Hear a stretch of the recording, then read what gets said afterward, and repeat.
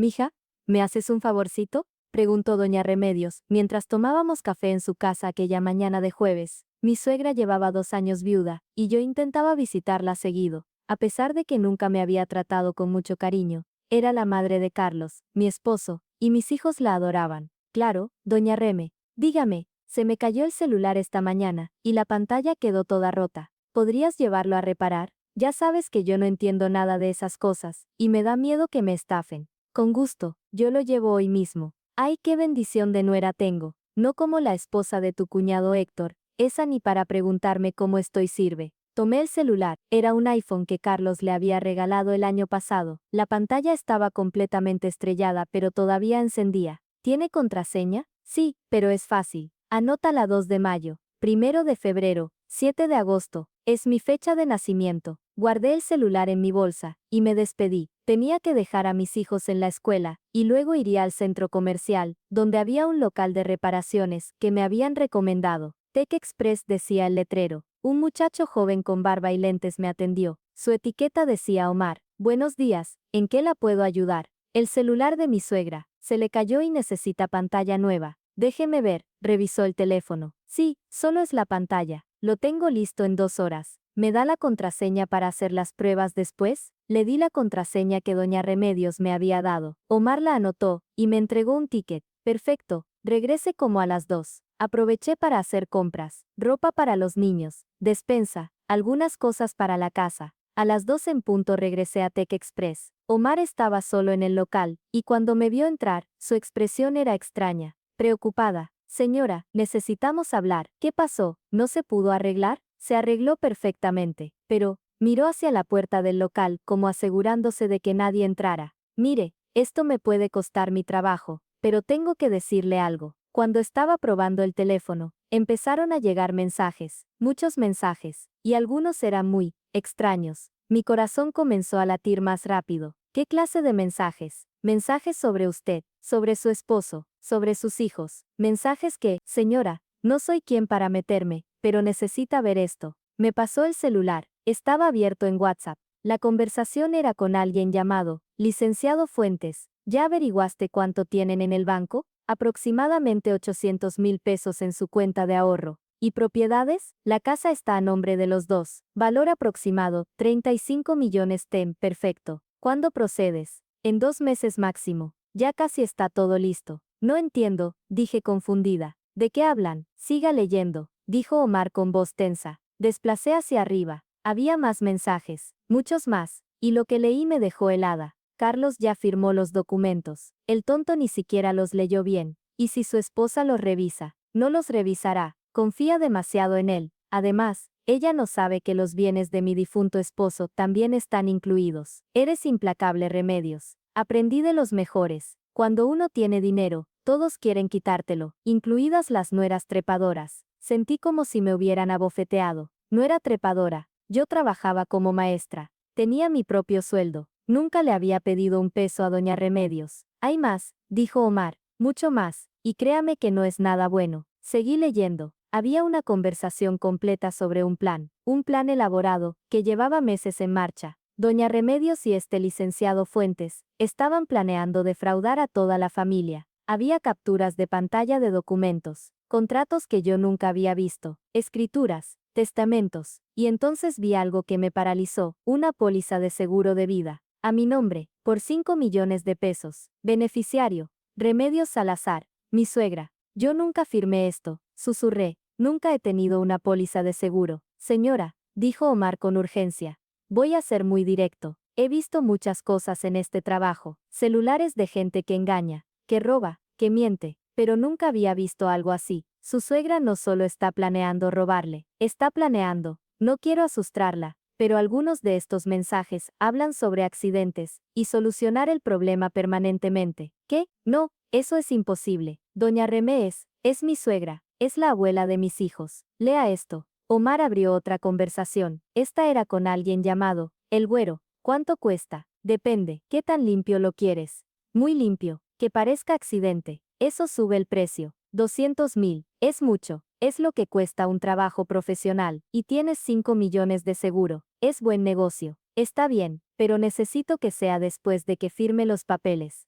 ¿Cuándo? En 2 meses. Te aviso la fecha exacta. Las manos me temblaban tanto, que casi dejo caer el teléfono. Esto no puede ser real. Tiene que ser una broma, o un malentendido. Señora, hay más. Hay toda una carpeta de fotos. De usted, sus rutinas, los lugares que frecuenta, los horarios en que deja a sus hijos en la escuela. Esta mujer la ha estado vigilando durante meses. Omar me mostró la carpeta. Efectivamente, había fotos mías, saliendo de mi casa, en el supermercado, recogiendo a mis hijos. Fotos tomadas desde lejos, claramente sin que yo me diera cuenta. Dios mío, susurré, mi suegra me quiere matar. No solo eso, también está defraudando a su propio hijo. Mire estos documentos. Me mostró capturas de pantalla de contratos. Doña Remedios había puesto propiedades a nombre de empresas fantasma. Había vaciado cuentas bancarias, que pertenecían a la herencia de su difunto esposo. Y lo peor, había hecho que Carlos, mi esposo, firmara documentos, que básicamente le transferían todo a ella. ¿Carlos sabe de esto? Pregunté. Por los mensajes parece que no. Su suegra habla de él, como si fuera un tonto fácil de manipular. Dice que confía demasiado en ella. Eso sonaba a mi Carlos. Él adoraba a su madre. Haría cualquier cosa por ella. Si ella le pedía que firmara algo, lo firmaba sin leer.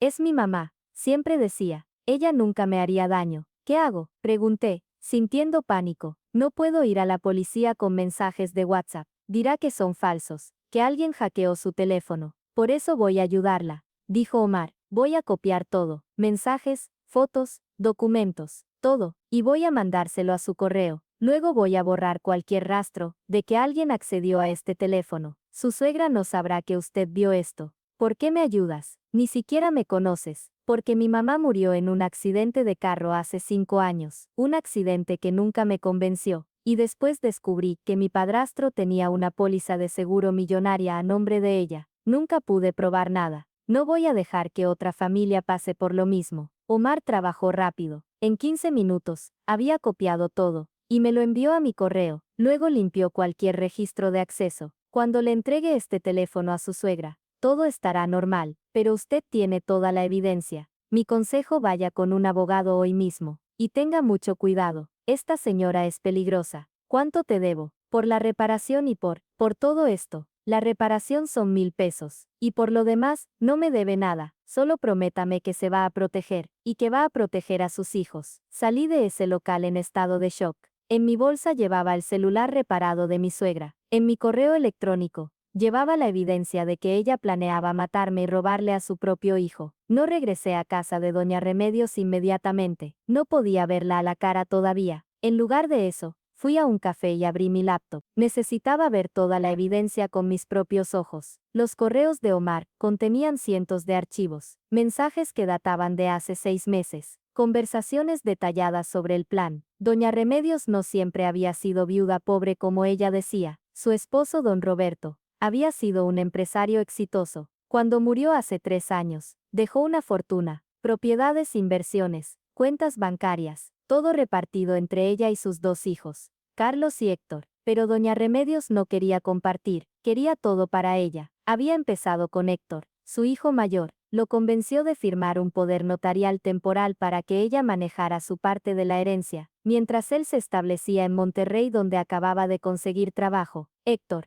confiando en su madre, firmó. Doña Remedios usó ese poder para transferir todas las propiedades de Héctor a empresas fantasma que ella controlaba. Cuando Héctor se dio cuenta y exigió explicaciones, ella lo amenazó con revelar un secreto. Héctor había tenido un problema de adicción hace años, y había robado dinero de la empresa familiar. Si él la denunciaba, ella lo exponía públicamente. Héctor no tuvo opción. Se quedó callado, y se alejó de la familia. Por eso ya no lo veíamos. Luego vino Carlos, mi esposo. Él era más difícil, porque yo estaba en la ecuación. Yo revisaba las finanzas, preguntaba sobre documentos. No era tan fácil de engañar como Héctor. Así que doña Remedios ideó un plan: eliminarme. Había investigado sobre pólizas de seguro. Descubrió que podía abrir una a mi nombre falsificando mi firma. Tenía acceso a documentos míos, porque yo le había pedido ayuda con trámites burocráticos cuando nos casamos. La póliza estaba a mi nombre, pero ella era la beneficiaria. Y el plan era simple: un accidente que me quitara de en medio. Carlos, devastado por mi muerte, confiaría más que nunca en su madre, y ella terminaría con todo. Pero eso no era todo. Mientras revisaba los documentos, encontré algo peor. Doña Remedios también estaba defraudando a Carlos en este momento. Ya había empezado a transferir propiedades. Ya había vaciado cuentas usando documentos que él firmó sin leer. Mi esposo no solo iba a perder a su esposa, ya había perdido su herencia y ni siquiera lo sabía. Había un detalle más que me heló la sangre. En los mensajes con el güero, el sicario, doña Remedios especificaba que parezca un asalto. Ella siempre va al cajero los viernes en la tarde. Era verdad, todos los viernes retiraba dinero del cajero cerca de la escuela de mis hijos, siempre a la misma hora. Era mi rutina, y mi suegra lo sabía, lo había documentado. Había fotos de mí en ese cajero, tomadas desde diferentes ángulos. Sentí náuseas, corrí al baño del café y vomité. Cuando regresé a mi mesa, me temblaban las manos mientras marcaba un número. Licenciada Mendoza, soy Andrea Torres. Me recomendó mi prima Laura. Necesito verla urgentemente. Es una emergencia. La abogada me citó en su oficina en una hora. Llegué con mi laptop y le mostré todo, cada mensaje, cada foto, cada documento. La licenciada Mendoza, una mujer de unos 50 años con mirada seria, revisó todo en silencio. Cuando terminó, me miró con gravedad. Señora Torres, esto es uno de los casos más graves que he visto. Su suegra está cometiendo múltiples delitos: fraude, falsificación de documentos, conspiración para cometer homicidio. Esto es criminal. ¿Qué hago? Voy a la policía. Todavía no. Primero necesitamos asegurar su seguridad y la de su familia. Si su suegra sospecha que usted sabe, podría acelerar sus planes. Necesitamos ser estratégicos. ¿Qué sugiere? Primero, vamos a cancelar esa póliza de seguro. Voy a enviar una carta certificada a la aseguradora informando que fue falsificada. Segundo, vamos a poner todas sus cuentas bancarias en alerta de fraude. Tercero, voy a contactar a un detective privado para que documente más evidencia. ¿Y mi esposo? Le digo, la licenciada dudó. Eso es delicado. Por los mensajes su suegra manipula mucho a su hijo. Si usted le dice ahora,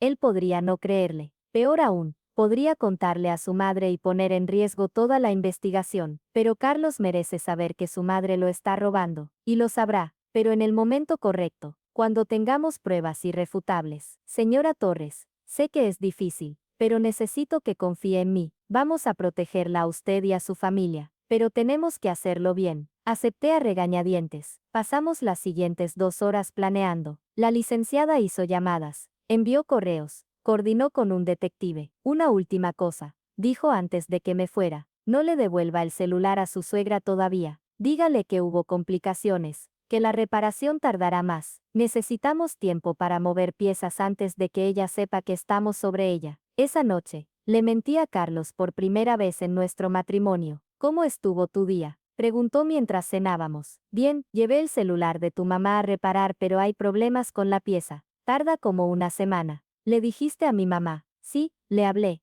Está bien, dice que puede esperar. Otra mentira. No le había dicho nada a doña Remedios. Y cuando ella me llamó preguntando por su celular, inventé la misma excusa. Ay, qué lata, dijo con voz dulce. Pero bueno, no hay prisa. Gracias por ocuparte, mija. Mija, me llamaba mija mientras planeaba mi muerte. Durante los siguientes 5 días, mi vida se convirtió en una pesadilla de actuación. Tenía que seguir con mi rutina normal, llevar a los niños a la escuela, ir al trabajo, visitar a doña Remedios, mientras por dentro estaba aterrada. El detective que la licenciada Mendoza contrató, un ex policía llamado Ramírez, comenzó a seguir a doña Remedios. La fotografió reuniéndose con el licenciado Fuentes en cafés elegantes. Documentó sus visitas a notarías donde estaba moviendo propiedades. Pero lo más importante, localizó a El Güero, el supuesto sicario. Encontré al sujeto, me informó Ramírez en una llamada. Su nombre real es Gerardo Villegas. Tiene antecedentes por extorsión y amenazas. Es un delincuente menor, no un sicario profesional. Probablemente su suegra lo contactó a través de contactos turbios. ¿Y ahora qué hacemos? Yo me encargo. Voy a contactarlo haciéndome pasar por alguien más. Voy a conseguir que admita el plan en una grabación. Eso sella el caso. Mientras tanto, la licenciada Mendoza había logrado cancelar la póliza de seguro falsa. También puso alertas en todas nuestras cuentas y propiedades para que doña Remedios no pudiera mover nada más sin que nos enteráramos. Ya casi lo tenemos todo, me dijo la licenciada. Solo necesitamos un poco más de evidencia, y entonces vamos con la policía.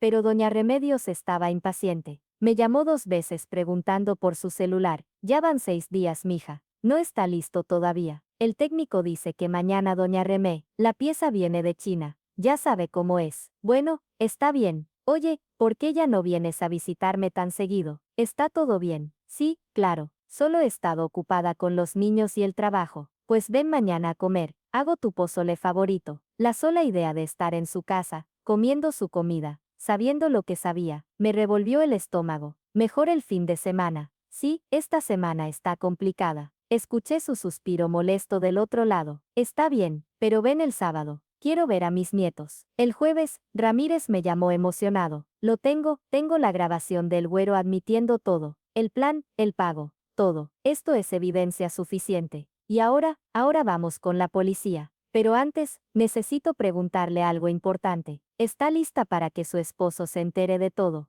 Porque cuando esto se haga público, ya no habrá vuelta atrás. Pensé en Carlos, mi esposo amoroso que adoraba a su madre, que confiaba ciegamente en ella. Esto lo iba a destruir, pero no tenía opción. Era su vida, y la mía y la de nuestros hijos. Estoy lista. El viernes en la mañana, la licenciada Mendoza, el detective Ramírez y yo fuimos a la fiscalía. Presentamos toda la evidencia, los mensajes, las fotos, los documentos falsos, la grabación del sicario. El fiscal, un hombre serio de unos 60 años, revisó todo con atención. Esto es grave, muy grave. Vamos a proceder con órdenes de aprehensión inmediatamente. Para su suegra, el licenciado Fuentes, y el sicario. ¿Cuándo? Hoy mismo. No podemos arriesgarnos a que huyan si se enteran que estamos investigando. Me fui a casa en estado de shock. En pocas horas, mi suegra sería arrestada, y Carlos se enteraría de todo. Decidí que tenía que decírselo yo, antes de que la policía llegara a su puerta. Esa tarde, cuando Carlos llegó del trabajo,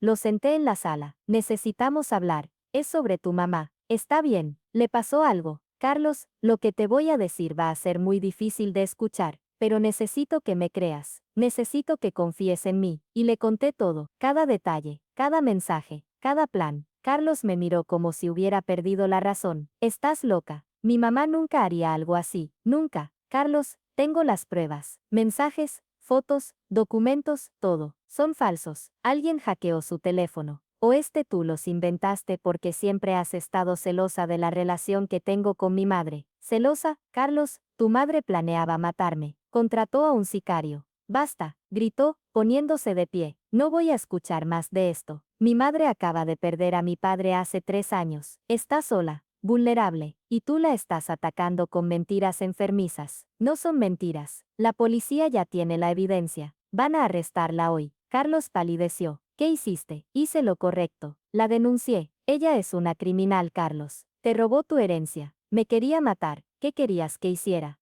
Querría que hablaras conmigo primero. Soy su hijo. Podríamos haber resuelto esto en familia. Resolver, Carlos, contrató a un sicario. No hay nada que resolver excepto justicia. Mi esposo me miró con una mezcla de dolor y furia que nunca había visto. Si mi madre va a la cárcel por tu culpa, nunca te lo voy a perdonar. Y salió de la casa dando un portazo. Intenté llamarlo pero no contestó. Le mandé mensajes. Ignorados. A las 8 de la noche, la licenciada Mendoza me llamó. Ya arrestaron a su suegra. También al licenciado Fuentes y al sicario. Todo salió según lo planeado. ¿Y Carlos, su esposo? No lo sé. ¿Por qué? Le conté todo. Y no me creyó. Se fue. Hubo un silencio del otro lado. Señora Torres, su esposo está en shock. Dele tiempo. Cuando vea la evidencia oficial, cuando entienda la magnitud de lo que su madre hizo, lo va a procesar. Pero esa noche, Carlos no regresó. Ni la siguiente, me respondió un solo mensaje. Estoy en casa de mi hermano. Necesito espacio. Los niños preguntaban por su papá. ¿Qué les decía? ¿Cómo les explicaba que su abuela estaba en la cárcel y su papá estaba furioso conmigo? El lunes, la licenciada me citó en su oficina. Tengo noticias. Su suegra se declaró culpable de todos los cargos. ¿En serio? Sí, aparentemente. Su abogado le dijo que la evidencia era tan sólida que no tenía caso pelear. Se declaró culpable, a cambio de una sentencia reducida. 10 años, en lugar de 20. Y el dinero, las propiedades que robó, todo será devuelto. Las propiedades regresarán a nombre de sus hijos legítimos. Las cuentas serán restituidas. Su esposo recuperará lo que le pertenece. Pero Carlos seguía sin hablarme. Héctor, su hermano, me llamó esa tarde. Andrea, Gracias por hacer lo que yo no me atreví a hacer. ¿Qué? Yo sabía que mi madre era corrupta. Yo sabía que me había robado. Pero tenía miedo. Miedo de que expusiera mi pasado. Miedo de enfrentarla. Tú tuviste el valor que yo no tuve. Tu hermano me odia. Carlos está confundido. Acaba de descubrir que la madre que adoraba es una criminal. Necesita tiempo. Pero va a entender. Yo voy a hablar con él. Una semana después, Carlos finalmente regresó a casa. Se veía demacrado, con ojeras, como si no hubiera dormido en días. Fui a ver a mi mamá, dijo sin saludar, a la cárcel, y, me lo confesó todo, entre lágrimas, pero lo confesó, lo que te hizo, lo que me hizo, lo que le hizo a Héctor. Se sentó en el sofá con la cabeza entre las manos. Mi madre planeaba matarte. La mujer que me crió, que me enseñó a rezar, que cocinaba para mí, planeaba asesinar a mi esposa. ¿Cómo proceso eso? Me senté junto a él. No lo sé, tampoco sé cómo procesarlo yo. Lo siento, dijo con voz rota. Siento no haberte creído. Siento haber defendido a alguien que es un monstruo. No es tu culpa. Sí lo es. Siempre confié ciegamente en ella. Nunca cuestioné nada. Firmé documentos sin leer porque era mi mamá, y casi te cuesta la vida. Nos quedamos en silencio por largo rato. ¿Puedes perdonarme? Preguntó finalmente. No tengo nada que perdonarte. Tú también fuiste víctima. ¿Y nosotros? Nuestro matrimonio sobrevive esto. Eso depende de ti, dije honestamente. Puedes confiar en mí ahora. Realmente confiar. Sí, y voy a demostrártelo. Los siguientes meses fueron difíciles. Carlos y yo fuimos a terapia de pareja. Él necesitaba procesar el trauma de descubrir quién era realmente su madre. Yo necesitaba sanar del miedo de haber estado tan cerca de ser asesinada. Las propiedades fueron devueltas legalmente. Carlos y Héctor recuperaron su herencia. Pero el dinero no curaba el dolor. Doña Remedios intentó contactarnos desde la cárcel. Cartas llenas de excusas y justificaciones. Carlos las leyó una vez, y luego las quemó. No quiero volver a saber de ella, dijo. Ya no es mi madre. Mi madre murió el día que planeó hacerle daño a mi familia. Omar, el técnico que me había salvado la vida, se convirtió en un amigo inesperado. Lo invitamos a cenar varias veces. Los niños lo adoraban. Gracias por ser valiente, le dije una noche. Por hacer lo correcto, aunque te pudiera costar el trabajo. Al final valió la pena. Sonrió. ¿Y sabe qué? Mi jefe me terminó ascendiendo, cuando se enteró de toda la historia. Dijo que necesitaba gente con integridad.